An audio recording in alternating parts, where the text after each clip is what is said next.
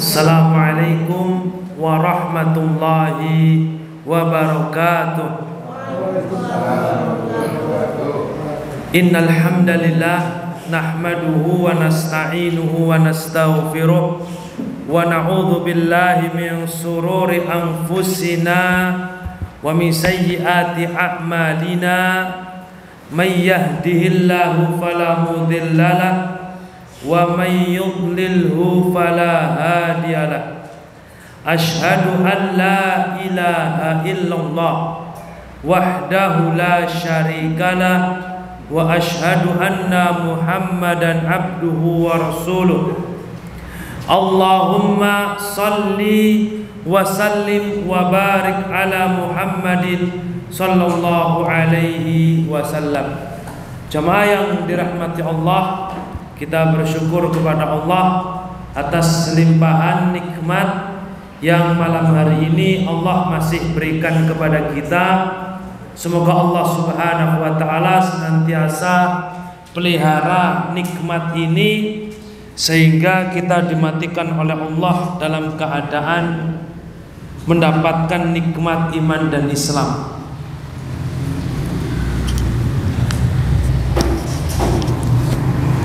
Salawat beserta salam tercurah kepada Nabi Muhammad sallallahu alaihi wasallam. Jemaah yang dirahmati Allah, di pertemuan yang telah lalu kita telah bahas berkaitan dengan Allah Subhanahu wa taala mudahnya membangkitkan manusia dari kuburnya.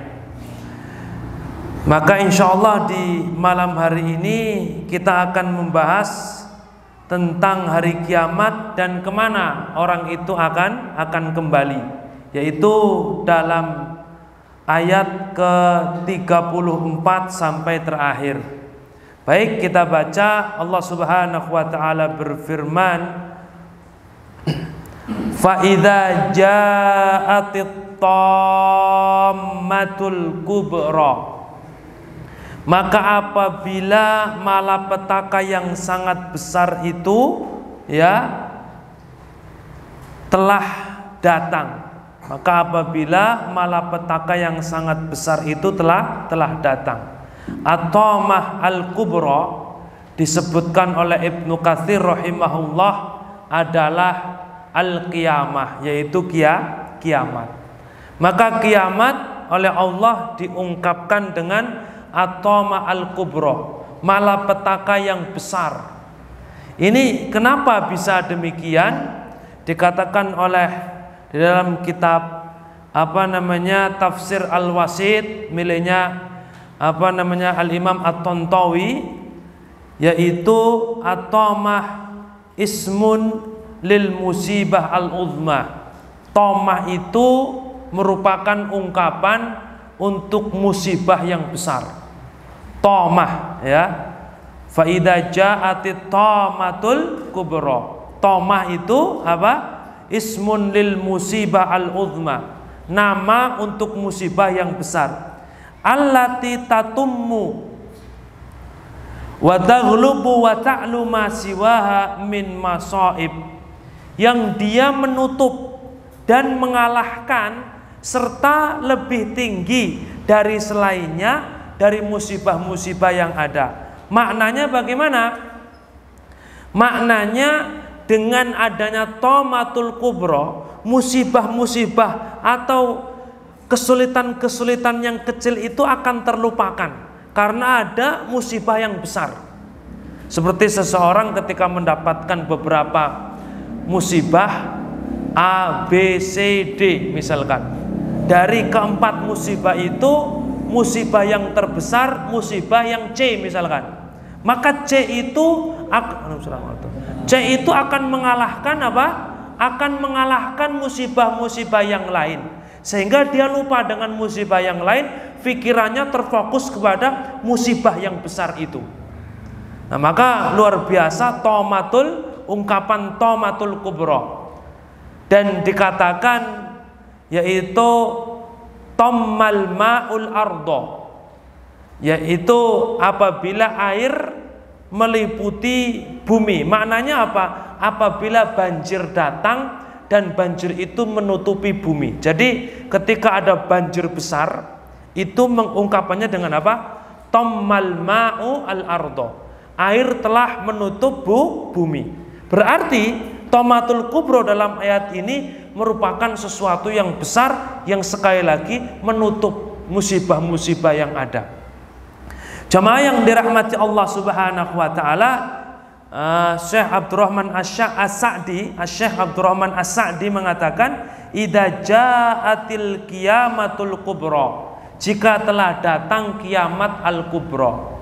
Kiamat kubra itu yaitu hari kiamat di mana Allah menghancurkan alam semesta. Karena ada kiamat sughra, kiamat kecil. Apa kiamat kecil diantaranya? Yaitu kiamat ataupun kerusakan yang terjadi pada sebagian daerah saja. Seperti saudara-saudara kita yang mendapatkan musibah gempa bumi, itu kiamat sughra. Atau kiamat sughra yang sifatnya nisbi, hanya perorangan. Seperti seorang mendapatkan kematian, itu kiamat sughra. Nah, kiamat kubro itu hancurnya alam semesta. Wasyiddatul uzma, ya, datangnya syiddatul uzma. Ya, syiddah itu kan sesuatu yang sangat sulit, uzma besar, kesulitan yang besar. Allati yahunu indaha kulla syiddatin, kata Abdurrahman As-Sa'di, yang semuanya itu menjadi hina, menjadi kecil, ya, di sisinya seluruh kesulitan-kesulitan yang ada dengan datangnya hari kiamat. Fahina idzin, kata beliau, maka pada saat itu yadhulul walid an waladihi, seorang seorang bapak dia lupa terhadap anaknya. Wasahibu an sahibihi, dan seorang lupa, ya, kepada siapa? Kepada temannya dan kepada istrinya. Dia lupa istri yang dia cintai, yang dia sanjung, paling cantik, ya, di antara perempuan-perempuan yang ada. Tapi pada saat itu dia lupa.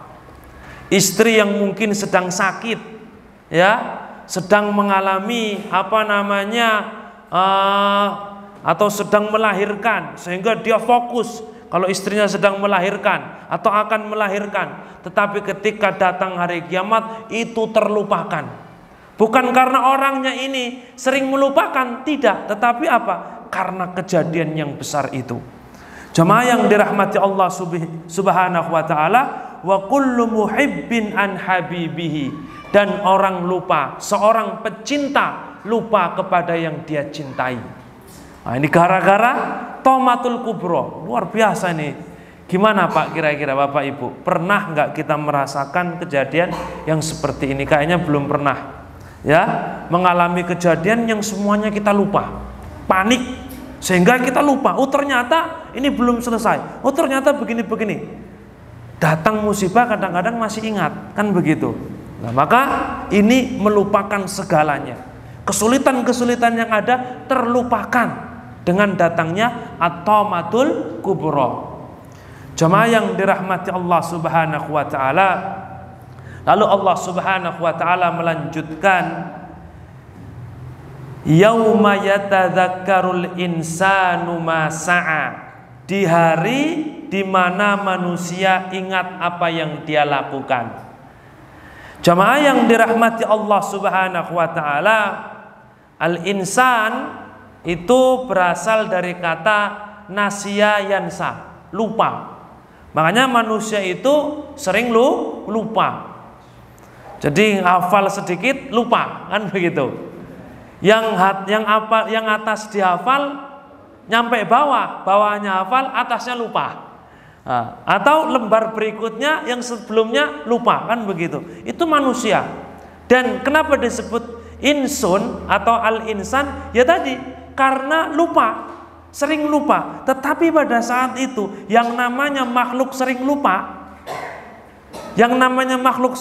kata Allah, yatadzakkarul insanu ma sa'a, dia ingat apa yang dia lakukan. Di mana? Fid dunya, kata Syekh Abdurrahman As-Sa'di, yaitu di dunia. Min khairin wa syarrin. Dia ingat seluruh perbuatannya, baik itu perbuatan baik dan perbuatan buruk. Lalu ketika dia ingat, saya telah melakukan ini dan itu, yatamanna ziyadata misqali dzarratin fi hasanatihi. Dia berangan-angan agar ditambah walaupun sedikit dari kebaikan-kebaikan yang dia miliki. Wa yaghmihi wa yahzan li ziyadati misqali dzarratin fi sayyiatihi. Dan dia yahzan, dia bersedih kalau ada tambahan untuk keburukan-keburukannya. Dia ingat ini Bapak Ibu-ibu, dari kebaikan dan keburukan. Lalu kemudian dia menginginkan kalau baik tambahlah sedikit. Dia ada tawar-menawar dalam hatinya. Kalau buruk dia sedih kalau nanti ternyata ditambah lagi. Karena ada orang-orang yang Allah Subhanahu wa ta'ala telah tampakkan keburukan atau telah ingatkan dia kepada keburukan yang dia lakukan, lalu Allah tambah lagi Bapak Ibu-ibu. Bagaimana cara Allah menambahnya? Dalam hadis muflis, orang-orang yang rugi tadi, yaitu apa? Datang dengan membawa pahala puasa, pahala salat, namun kemudian waqad syatama hadza, telah menuduh orang ini, telah mencela orang lain, ya, waqadzafa hadza, menuduh orang lain, seorang wanita yang baik dituduh berzina. Nah, maka ini penting. Ada orang laki-laki perempuan masuk rumah berdua. Sudah, ketika kita ingin kabarkan perkara itu jangan ditambah. Misalkan kita ingin sampaikan kepada orang yang berhak kita sampaikan. Kita katakan fulan dan fulana satu rumah, jam 1 malam berada di rumah. Jangan kita tambahin jangan-jangan. Nah, kalau sudah jangan-jangan itu khawatir qadzaf tadi, telah menuduh, ya. Orang yang mungkin dia tidak pernah berzina dituduh berzina. Jadi cukup ketika kita ingin kabarkan kepada orang yang berhak tahu tentang kabar itu, kabarkan sesuai dengan faktanya. Jangan ada kata-kata jangan-jangan. Hari ini atau sekarang kita ngabarkan jangan-jangan, yang dengar jangan-jangannya hilang. Akhirnya dia kabarkan lagi ke orang lain, apa? Dia begini-begini. Jangan-jangannya hilang. Akhirnya apa? Begini, kemudian dia telah menyebarkan kabar-kabar yang buruk. Naudzubillah. Jadi jamaah yang dirahmati Allah, orang-orang yang keburukannya sudah ditampakkan oleh Allah, kebaikannya sudah ditampakkan, lalu kemudian Allah tambah keburukan. Siapa mereka? Orang yang tadi zalim kepada makhluk Allah. Diambillah kebaikan-kebaikan dia. Ketika kebaikannya sudah habis, maka keburukan orang yang dizalimi diberikan kepadanya. Nah, ini kan berarti ada tambahan. Dan tentunya sekali lagi orang ini yahzan, dia bersedih kalau mendapatkan tambahan keburukan. Jamaah yang dirahmati Allah, wa ya'lam idzaka, dan dia tahu pada saat itu annama data ribhihi, bahwasanya keuntungannya, bahusronihi, dan kerugiannya, masa'ahu fid dunya, tergantung apa yang dia lakukan di dunia. Wa yanqati'u kullu sababin, maka semuanya akan terputus sebab-sebab fid dunya siwal a'mal, hal-hal yang ada di dunia kecuali amalan-amalannya. Maka jamaah yang dirahmati Allah Subhanahu wa ta'ala, hukum asalnya ketika seorang sudah meninggal dunia semuanya akan terputus, kan begitu, kecuali amalan-amalan yang sifatnya jariyah. Tentu kita sudah hafal semuanya hadis yang disampaikan oleh Rasul SAW, idza mata ibnu Adam, jika seorang anak Adam meninggal dunia maka terputus amalannya kecuali 3. Apa itu? Sedekah jariyah. Lalu kemudian anak ya yang mendoakannya. Lalu kemudian ilmu yang bermanfaat. Apakah cuma 3 ini? Maka kemudian dijelaskan oleh ulama, jamaah yang dirahmati Allah, ternyata ada beberapa amalan yang amalan tersebut bisa selalu mengalir walaupun orangnya sudah meninggal. Maka diantaranya yang pertama, ilmu yang bermanfaat. Ilmu yang bermanfaat. Jamaah yang dirahmati Allah, seorang mengajarkan bagaimana bisa membaca Al-Fatihah kepada anaknya. Maka kita harus berlomba-lomba, jangan sampai anak kita hafal Al-Fatihah dari guru ngajinya. Guru ngaji harus berlomba-lomba. Jangan sampai, kalau bisa yang pertama kali ngajari Al-Fatihah kepada anak ini saya. Jadi keduanya berlomba-lomba. Kenapa? Karena siapa yang berhasil menanam lebih dulu Al-Fatihah, dia hafal Al-Fatihah, jadi anak soleh, sholatnya tentunya membaca Al-Fatihah, dia gunakan untuk sholat, Masya Allah, pahalanya ngalir. Ilmu yang bermanfaat. Dan menurut Syekh Muhammad bin Shalih Al-Utsaimin, sedekah yang paling afdal setelah dia bersedekah harta, yang paling afdal dari semuanya adalah sedekah ilmu. Kecuali kalau dia memiliki kelebihan atau memiliki harta, maka dia dituntut untuk mensedekahkan hartanya. Tetapi kalau tidak ada, maka apa? Sedekah yang paling afdol dari semua sedekah itu adalah sedekah ilmu. Mengapa? Karena sedekah ilmu itu kebaikannya mengalir untuk agamanya. Tetapi sedekah harta itu biasanya terbatas kepada kemaslahatan dunia. Jemaah yang dirahmati Allah Subhanahu wa taala, dan diantara yang mengalir pula sebagaimana sabda Rasul SAW, yaitu ijra'un nahar, mengalirkan sungai. Nah ini kita kan kadang-kadang sepele, bikin irigasi ya, bikin gorong-gorong. Padahal ketika itu senantiasa mengalir akan menjadikan orang-orang yang memanfaatkan itu, makhluk yang memanfaatkan itu, kemudian dia mendapatkan maslahat dari manfaat tersebut, orang yang mengalirkan itu mendapatkan pahala. Begitu pula hafrul abar, menggali sumur. Nah ini, menggali sumur juga termasuk, ya, itu merupakan amal yang luar biasa. Suatu ketika hadis yang Rasulullah SAW sampaikan, ada seorang yang melihat anjing, anjing itu ya'kulus saro, menjilat pasir karena haus. Lalu ada seorang musafir yang melihat itu, dan kemudian dia melihat ke sumur tidak ada timbanya. Apa yang dia lakukan? Dia lepas sepatunya, karena sepatu dia terbuat dari kulit. Nah, kulit yang sudah disamak. Maka kulit sedikit agak melebar. Syarat kulit itu dikatakan suci apabila sudah disamak. Kalau itu kulit bangkai, boleh dipakai.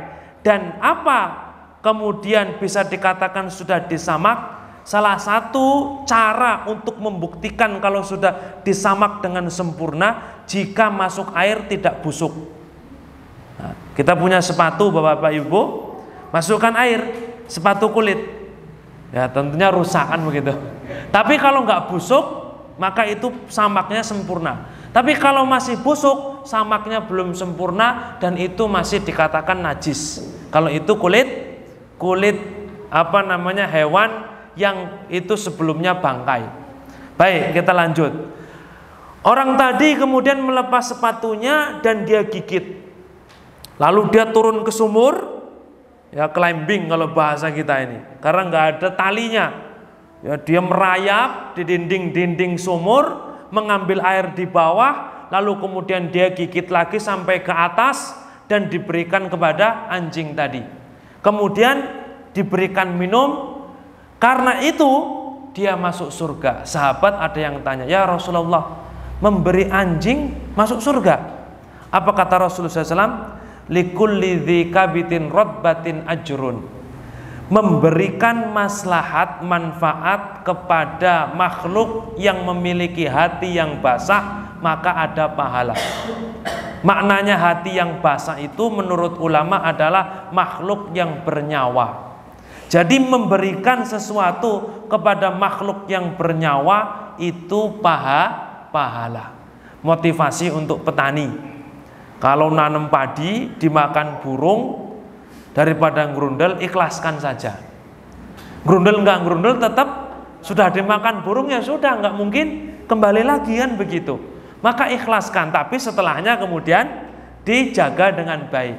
Kenapa? Karena kalau dia ikhlas dengan itu, burung makan, mendapatkan manfaat, walaupun tidak mendapatkan manfaat ataupun keuntungan dunia, tapi insya Allah dia mendapatkan keuntungan akhirat.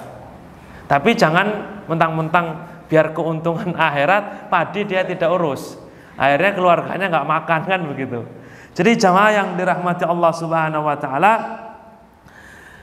tadi hafrul abar, yaitu menggali sumur. Di antara pula yang pahalanya mengalir yaitu ghorsun nakhl, menanam buah kurma. Dalam hadis dikatakan menanam buah kurma. Kenapa? Karena kurma itu memiliki manfaat buahnya. Berbuah, buahnya dimakan manusia. Apakah cuma kurma? Ternyata di sini menurut ulama sebagai contoh saja. Karena kurma merupakan salah satu pohon, nakhl itu kan pohon kurma, salah satu pohon yang manfaatnya besar. Oleh karenanya ketika hari ini kita mungkin menanam tumbuh-tumbuhan yang tumbuhan tersebut bisa memiliki buah atau bisa dimanfaatkan, dan kemudian untuk orang-orang setelahnya itu sama saja masuk kepada hadis ini, amalannya bisa mengalir. Yes, walaupun dia sudah meninggal. Cuma yang dirahmati Allah, binaul masajid, membangun masjid. Selagi masjid itu masih dipakai, maka dia apa? Masih mendapatkan pahala dari Allah Subhanahu wa taala. Taurisul mushaf, ya, memberikan mushaf. Selagi mushaf itu dibaca, maka dia akan mendapatkan pahala. Maka ini penting untuk kita semuanya memberikan, membuka donasi agar orang-orang untuk bisa berinfak mushaf itu baik. Tetapi jangan sampai distribusinya tidak tepat.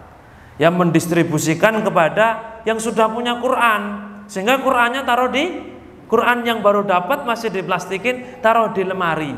Jadi orang yang infak itu tidak merasakan manfaat lebih. Maka itu bagus, namun juga pendistribusiannya juga harus tepat, sesuai, di pelosok-pelosok misalkan. Pedalaman-pedalaman, ini sedikit cerita ketika kami kirim anak-anak PDL praktik dakwah lapangan, kemudian kita tanya, ternyata di sana masih banyak orang belum punya Al-Qur'an. Ada Al-Qur'an sudah sobek-sobek, maka kemudian kita bawakan dan mereka merasa sangat senang dapat Al-Quran baru, ya, dan insya Allah oleh mereka dibaca. Nah, yang seperti ini, jadi kalau sudah punya satu, afdolnya bagi kita jangan kita terima. Sudah punya satu di rumah, kita terima boleh, tetapi kita punya niat untuk orang lain. Tapi kalau kita simpan, mending kita serahkan kepada yang lain. Khawatir tadi pahalanya tidak mengalir, itu khawatirnya.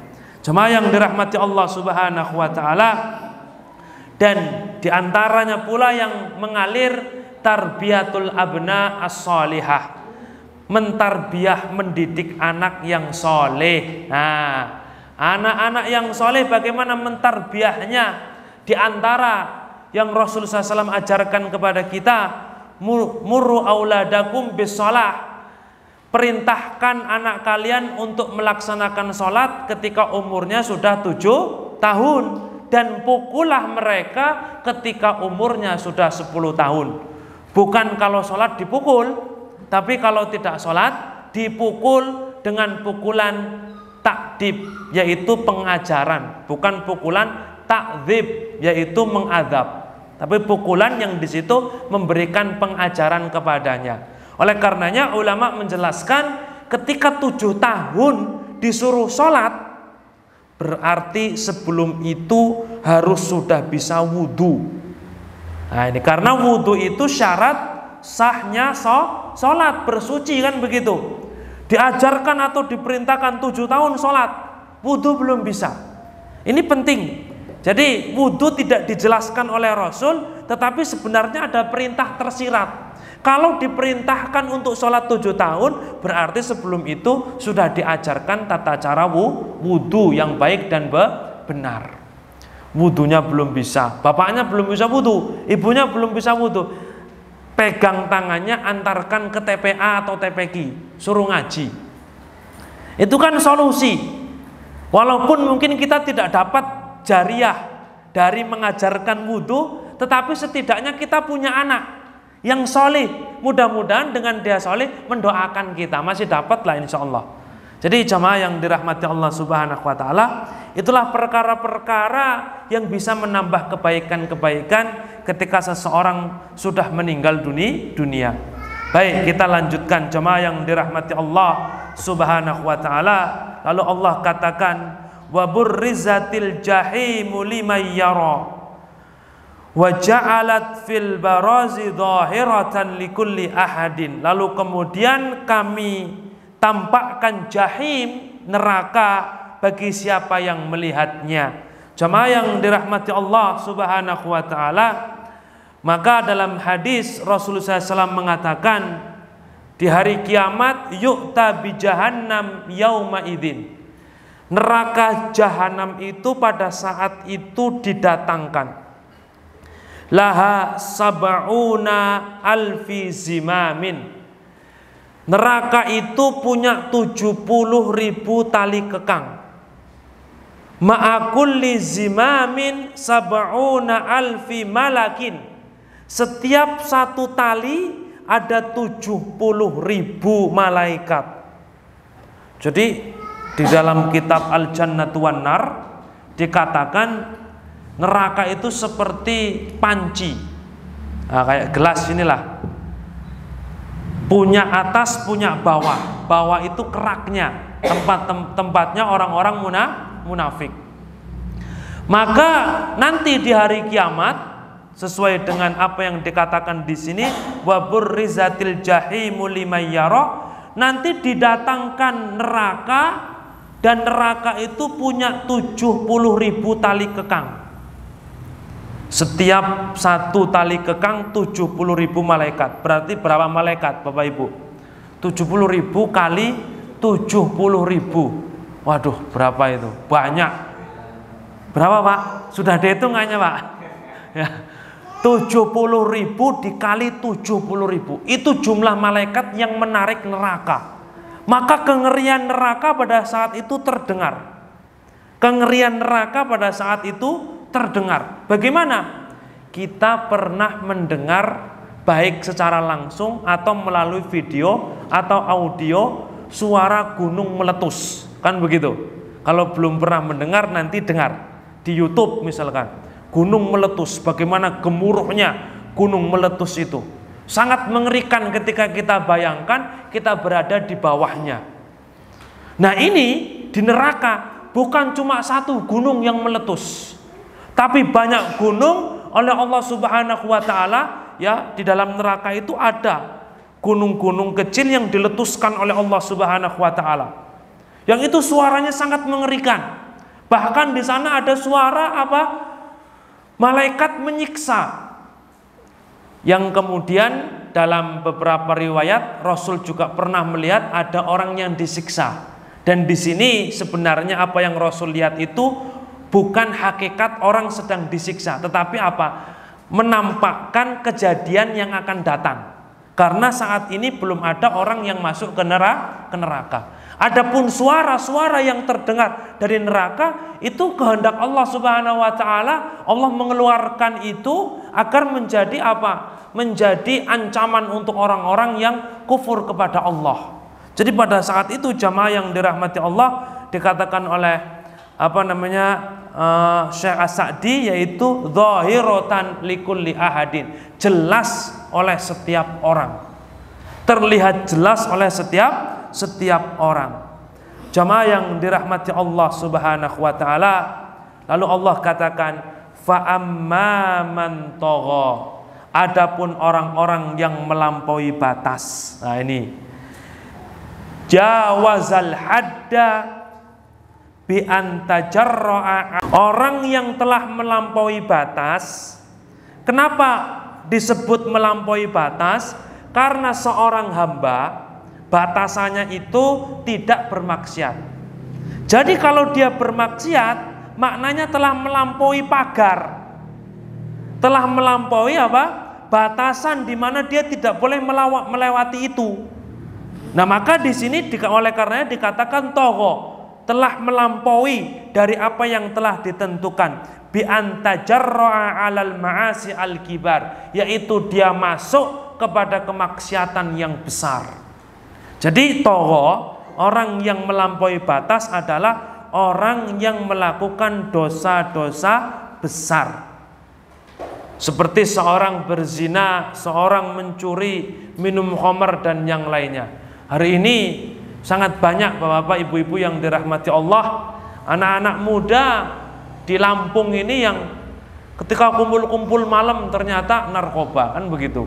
Orang tuanya kemana? Bisa jadi tahu, bisa jadi tidak tahu. Banyak yang tahu tapi diam saja, ya. Atau taunya anaknya baik, ternyata apa? Dia bergaul dengan orang-orang yang tadi mengkonsumsi obat-obatan terlarang. Jadi ini merupakan dosa besar.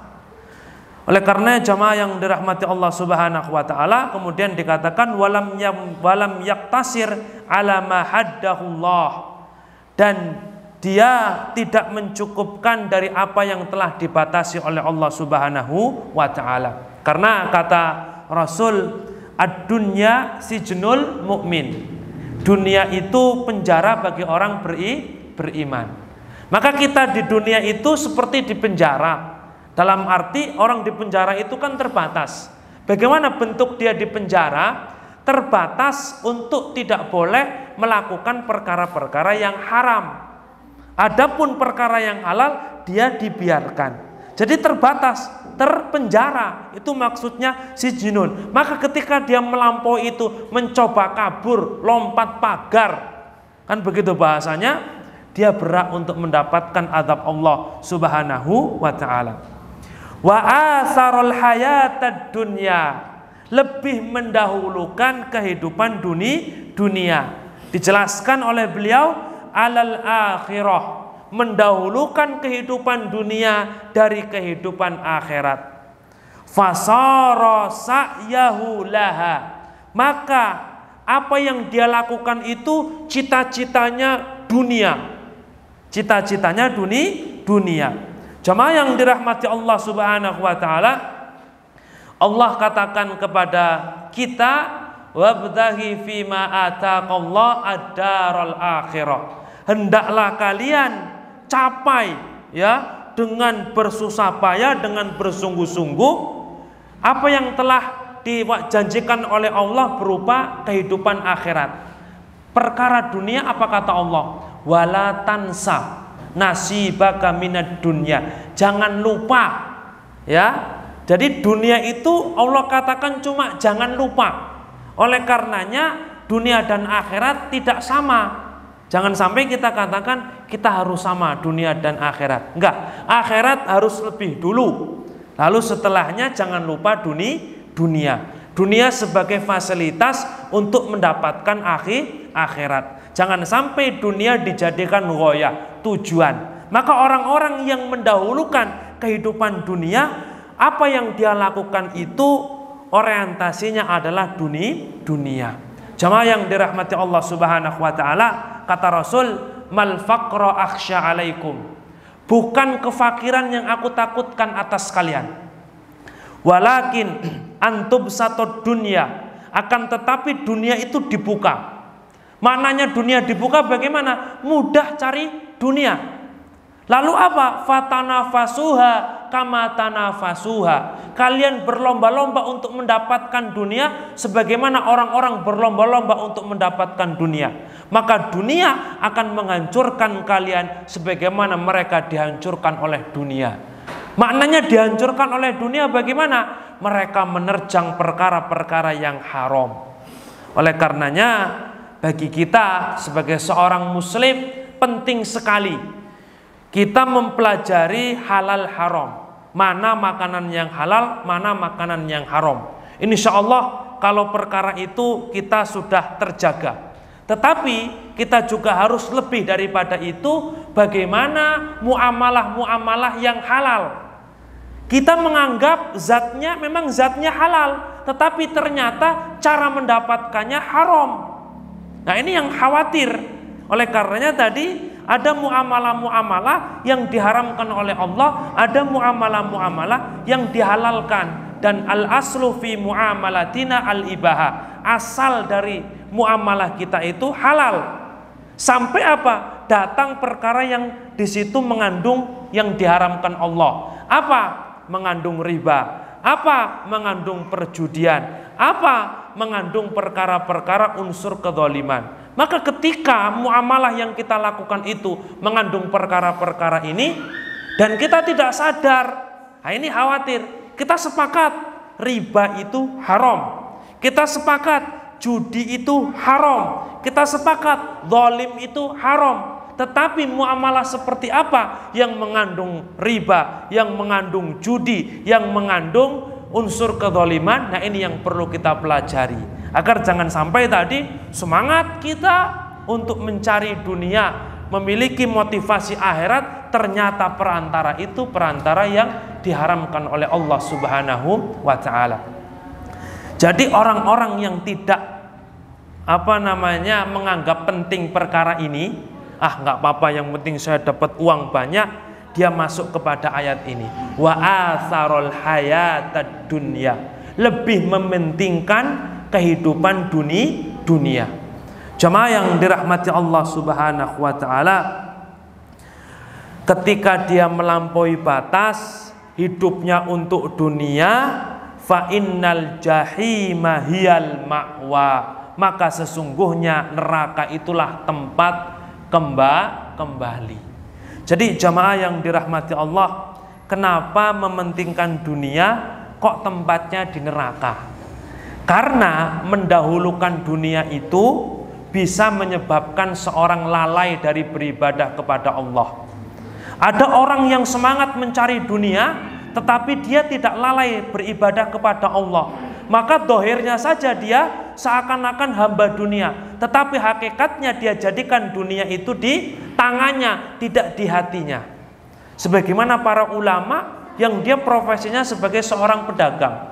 Ada Abu Hanifah, berdagang kalau sekarang itu antar negara mungkin Bapak Ibu. Dari Kufah menuju Syam. Nah ini kan jualannya jauh, jualan kain Abu Hanifah. Lalu kemudian ada Ibnu Mubarak. Apa pencahariannya? Berdagang. Dan ketika ditanya, apa motivasimu untuk jualan? Kata Ibnu Mubarak, motivasi saya jualan 3. Yang pertama, untuk menafkahi keluarga saya. Yang kedua, untuk infak. Yang ketiga, untuk mengkafil. Untuk memberikan santunan kepada 3 teman saya. Di antaranya adalah Ismail bin Ulayyah. Ismail bin Ulayyah salah satu ulama hadis yang menjadi gurunya Imam Bukhari. Ismail bin Ulayyah.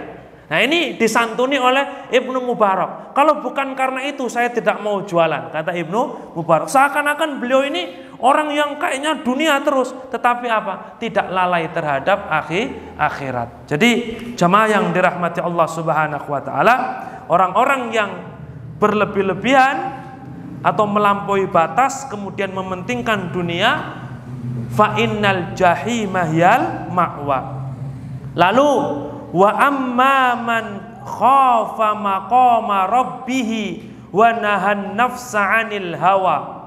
Adapun orang-orang yang takut akan kedudukan Rabb-nya, wa nahan nafsa 'anil hawa, dan menahan dirinya dari mengikuti hawa nafsu. Jemaah yang dirahmati Allah Subhanahu wa taala, khafal qiyam ma'alaihi wa muzazatihi bil adl. Dia takut berhadapan dengan Allah, lalu kemudian dia melakukan perkara-perkara yang adil. Maknanya apa yang adil? Dia memposisikan diri sebagai seorang hamba. Wa asaru hadzal khauf fi qalbihi, lalu kemudian rasa takut ini mempengaruhi hatinya, ya. Fanahan nafsahu an hawahu, lalu kemudian jiwanya menolak untuk mengikuti hawa nafsunya, alladzi yuqayyiduha an taatillah, yang menjauhkan dia dari ketaatan kepada Allah Subhanahu wa taala. Wasara hawahu, maka ketika dia mampu menaklukkan hawa nafsunya menjadi tabi'an lima ja'a bihir rasul. Hawa nafsunya menjadi sesuatu yang mengikuti apa yang datang dari Rasul. Jadi ketika dia mampu memanage hawa nafsunya, maka hawa nafsu tadi akan tunduk dan mengikuti perintah-perintah Rasul. Luar biasa ketika hawa nafsunya sudah memerintahkan kepada yang baik. Jadi dia semangat untuk sholat. Karena apa? Tenang itu kan hawa nafsu. Merasa tenang itu kan hawa nafsu. Tetapi itu merasuk kepada sholat. Luar biasa kalau seperti ini. Dan ulama ketika ditanya, kalau tidak salah Ibnu Mubarak, selama kapan engkau merasakan nikmatnya sholat? Selama saya sholat 30 tahun. Kita sholat sudah berapa Bapak Ibu? Kalau baru 20 ya tambah 10 lagi. Ibnu Mubarak selama 30 tahun baru merasakan nikmatnya sholat. Jadi kalau hari ini kita masih kadang-kadang sholat agak paksa. Daripada kita mengikuti hawa nafsu, saya nggak mau maksa karena saya ingin kesadaran. Kalau nggak sadar-sadar, bahaya. Maka kesadaran itu bisa jadi tercipta muncul karena paksaan. Dipaksa dulu, setelah itu kemudian sadar. Ada kadang-kadang di pondok itu santri yang dipaksa, ada yang sadar. Nah, tetapi mudah-mudahan dengan dipaksa itu setelahnya jadi sadar. Imam Malik, ada orang yang belajar hadis tapi nggak ikhlas. Apa kata Imam Malik? Biarkan, biar belajar, paksa untuk belajar. Mudah-mudahan dengan belajar hadis dia jadi ikhlas dan benar. Ketika dia mulai mendalami hadis, ternyata kemudian niatnya berubah menjadi ikhlas. Jamaah yang dirahmati Allah Subhanahu wa taala, fa innal jannata hiyal ma'wa. Maka orang-orang yang takut kepada Allah dan menjadikan hawa nafsunya itu, menjadikan jiwanya tidak mengikuti hawa nafsu, maka al-jannah, surga, yaitu tempat kembalinya. Jamaah yang dirahmati Allah Subhanahu wa taala, ini yang mungkin bisa kami sampaikan di sesi pertama ini. Insya Allah kita akan lanjutkan 1, 2, 3, 4, 5 ayat selanjutnya sebagai penutup dalam surat An-Nazi'at ini. Jazakumullahu khairan katsira. Assalamualaikum warahmatullahi wabarakatuh. Nah, lanjutkan sedikit lagi. Bismillah. Assalamualaikum warahmatullahi wabarakatuh. Alhamdulillah wassalatu wassalamu ala Rasulillahi sallallahu alaihi wasallam wa ba'd. Jamaah yang dirahmati Allah, Allah Subhanahu wa taala berfirman dalam ayat ke-42. Temanya sudah berbeda, yaitu tentang orang-orang yang dia tidak percaya akan datangnya hari kiamat. Lalu Allah mengkisahkan perihal mereka. Yas'alunaka, mereka bertanya kepadamu wahai Muhammad, anis sa'ati ayyana mursaha, tentang hari kiamat kapan akan terjadi. Jamaah yang dirahmati Allah, dijelaskan di sini yas'alukal muta'annitunal mukadzibuna bil ba'si, telah bertanya kepadamu wahai Muhammad orang-orang yang dia itu enggan, wal mukadzibun, orang-orang yang mendustakan hari dibangkitkannya manusia. Anis sa'ah, tentang hari kiamat, mata wuku'uha, kapan itu akan terjadi. Ayyana mursaha. Ya, fa ajabahumullahu biqaulihi, maka kemudian Allah Subhanahu wa taala menjawab dengan firman-Nya, fima anta min dzikraha. Ya, engkau tidak ada urusan untuk menjelaskan tentang kapan terjadinya hari kiamat itu. Dijelaskan mal faidatu laka walahum fi dzikriha wa ma'rifati waqti maji'iha. Apa faedahnya? Kata Allah, ya, ini makna dari fima anta min dzikraha. Apa faedahnya untukmu dan untuk mereka dari penyebutan untuk mengetahui kapan waktu datangnya hari kiamat. Maka di sini jamaah yang dirahmati Allah, perkara datangnya hari kiamat, kemudian kita tahu kapan terjadinya, apa faedahnya untuk kita? Misalkan bapak-bapak, ibu-ibu dapat, kalau wahyu enggak, dapat kabar lah, hari kiamat terjadi tanggal sekian-sekian. Apa faedahnya? Maka ketika ada seorang A'rabi, Arab Badui datang ke Rasul, dia bertanya, ya Rasulullah, mata sa'ah, wahai Rasulullah, kapan terjadi hari kiamat? Rasul balik bertanya, ma'adatta laha, apa yang engkau siapkan? Jadi yang terpenting itu bukan kemudian tahu akhirnya takut. Ada kan sempat viral itu, hari kiamat kalau hari Jumat bertepatan dengan 15 Ramadan akan terjadi begini-begini, rame. Ya, rame ini. Padahal lalu kemudian pas itu Ramadannya pas corona kalau tidak salah Bapak Ibu. Ada itu Ramadan, 15 Ramadan terjadi jatuh di hari Jumat. Akhirnya rame itu. Orang-orang saling meramalan begitu. Bahkan ini sempat disampaikan oleh salah seorang ustadz. Akhirnya jamaah bingung, waduh, gimana ini? Mereka siap-siap menjual perhiasan macam-macam itu karena nanti mau jadi hari kiamat. Ada orang bertanya kepada kami, gampang kami jawabnya. Di awal Ramadan, kalau 15 Ramadan benar akan kiamat, lalu Dajjal kapan datang? Sebelum kiamat Dajjal itu muncul. Munculnya Dajjal itu 40 hari. Hari pertama seperti setahun. Nah ini 15 hari, gak cukup untuk munculnya Dajjal. Kan begitu Bapak Ibu ya. Jadi logikanya tidak masuk. Oleh karenanya kata Syekh Abdurrahman As-Sa'di, mal faidah, apa faidahnya? Yang terpenting adalah apa yang kita siapkan untuk terjadinya hari kiamat itu. Karena orang muslim jangan sampai berharap akan menjumpai hari kiamat. Orang Islam pasti mati sebelum terjadi hari kiamat. Karena hari kiamat itu terjadi atas orang-orang yang paling buruk. Kata Rasul, hum syarrun min ahlil jahiliyah. Mereka lebih buruk daripada orang-orang jahiliyah. Jemaah yang dirahmati Allah Subhanahu wa taala, falaisa tahta dzalika natijah. Maka tidak ada nilainya menyebutkan perkara itu.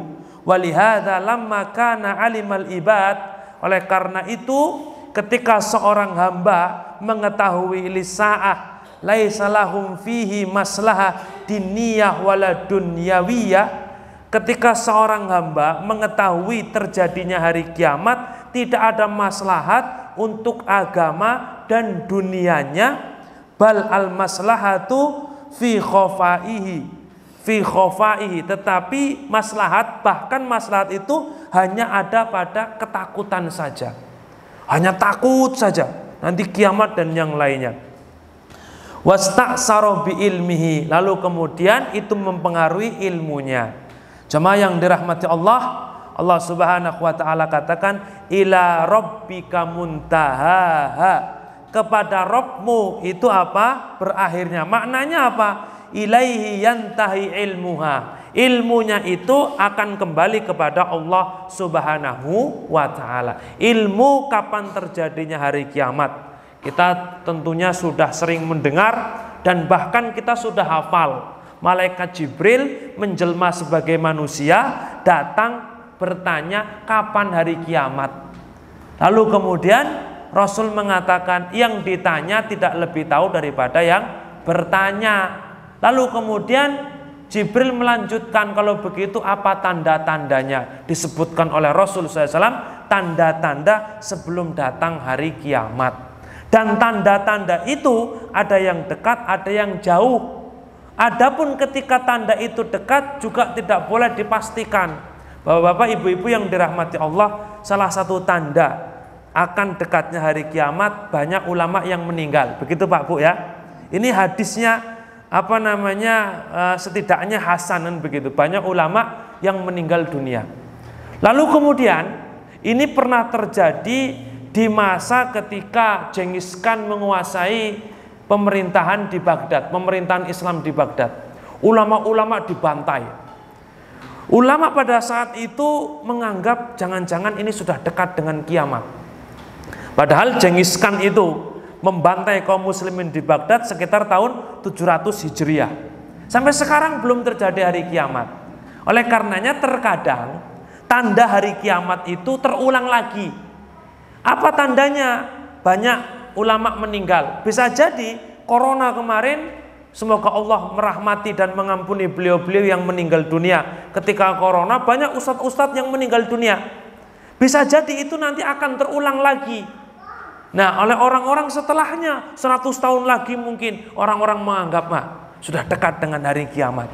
Oleh karenanya jamaah yang dirahmati Allah, tanda-tanda itu benar datang dari Rasulullah SAW kabarnya. Tetapi kepastiannya apakah sudah dekat sebagaimana tanda yang disebutkan oleh Rasul atau tidak, kan wallahu a'lam. Jamaah yang dirahmati Allah, yas'alunaka 'anis saa'ah ayyana mursaha. Ya, dalam ayat yang lain dikatakan mereka bertanya tentang hari kiamat kapan akan datang. Qul innama ilmuha inda rabbi, katakanlah sesungguhnya pengetahuan atau ilmu tentang terjadinya hari kiamat kapan itu akan terjadi itu ada di sisi Rabbku, la yujalliha liwaktiha illahu, tidak ada yang mampu menjelaskan kapan terjadi waktunya kecuali Allah Subhanahu wa ta'ala. Jemaah yang dirahmati Allah Subhanahu wa ta'ala, lalu Allah katakan kepada Rasul, innama anta mungdiru mayyakshaha, sesungguhnya engkau sebagai pemberi peringatan kepada yang takut kepadanya. Jemaah yang dirahmati Allah, dikatakan yaksha maji as-sa'ah, engkau itu memberikan peringatan, tugasnya bukan mengabarkan kapan hari kiamat datang. Bahasa kasarnya begini, tugasmu bukan meramal kiamat itu kapan datang, tetapi tugasmu itu memberikan peringatan kepada yang percaya hari kiamat itu akan datang. Diberikan peringatan kepada mereka agar mereka takut kepada Allah, sehingga mereka kemudian beribadah kepada Allah Subhanahu wa ta'ala. Wa amma man la yu'minu biha, adapun orang yang tidak percaya akan datangnya hari kiamat, fala yubali bihi, maka dia tidak akan mungkin mementingkan ataupun mengurusi perkara itu, ya, li'annahu ta'annud mabniyun alal inat wa takdzib, karena sesungguhnya dia itu ngeyel bahasanya, dan kengeyelan itu dibangun karena apa? Dia mendustakan kabar-kabar dari Allah Subhanahu wa ta'ala. Wa idza wasala ila hadhil hal, jika ada orang yang sampai kepada keadaan seperti ini, kanal ijabah anhu abasa, maka jawaban untuk mereka adalah kesia-siaan. Oleh karenanya lebih baik diam. Ada sebuah ungkapan, idza nataqas safihu fala tujibhu fa khairu ijabatis sukut. Jika ada orang safih, orang bodoh itu sudah dikasih tahu tapi dia tetap ngeyel, fala tujibhu, jangan engkau jawab, karena sesungguhnya sebaik-baik jawaban untuknya adalah diam. Kalau ada orang ngeyel, nggak percaya akan hari kiamat, kita mau debat bahasanya sampai mulut kita berbusa, dia tidak akan mungkin percaya, udah mending diam, karena itu sebaik-baik jawaban. Wallahu ta'ala alam bisawab. Alhamdulillah, dikatakan oleh beliau, tamat walhamdulillahi rabbil alamin, telah selesai pembahasan Surat An-Nazi'at. Alhamdulillahi Rabbil Alamin.